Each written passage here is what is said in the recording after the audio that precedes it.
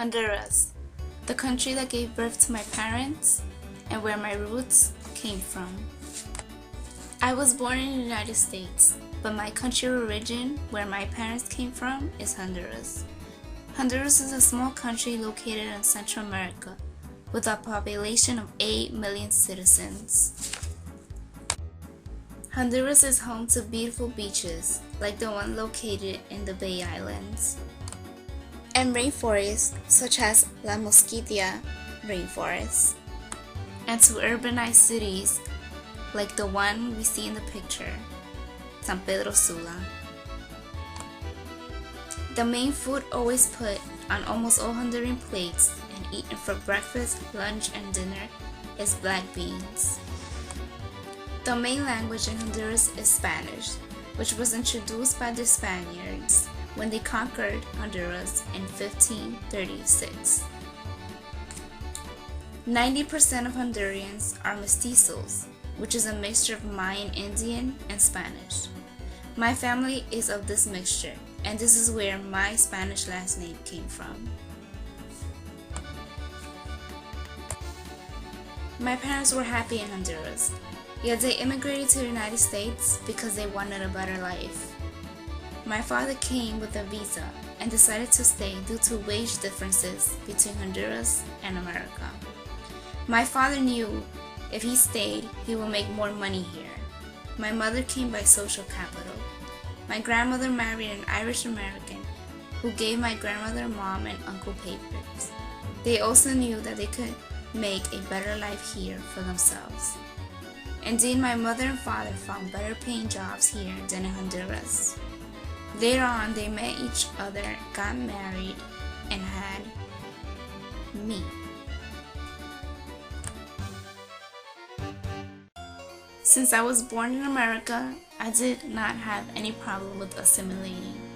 I learned to combine my American and Honduran culture perfectly. Since kindergarten, I was an honor student. I was especially good in English. I learned to read clearly faster than my classmates in English, of course. Yet, my Spanish last name haunted me. In the 4th grade, teachers like hawks looking for their prey started looking for kids mainly with Spanish last names to put them into the school's ESL program. I remember specifically sitting at my desk doing a do now, and a teacher rushing in and telling me to get my things and go with her to another room. A rumor in the schoolyard was going around that kids were being taken out their classroom to be put into special classes. When this teacher came and got me, I was shaking because I did not know what was going on, and I did not want to go to the special class. My classmates thought this was for slow kids, and I was so embarrassed when this woman came in, and because of that, now they would tease me and tell me I was slow. Afterwards, I went home and told my mother. She rushed into the school and demanded an explanation, and the teacher told her without remorse that I was put in ESL classes because of my last name. That this last name somehow meant that I probably didn't know how to speak English well. My mother defended me and told her I knew English perfectly. What in the world did a last name have to do with anything? She took me out of the school afterwards. Afterwards, at the age of only 8, I understood that I had experienced educational discrimination. I was being discriminated for my ethnicity and the stupid belief that children of immigrants can be successful in school. It was a harsh reality to face because I never thought about racial or ethnic differences.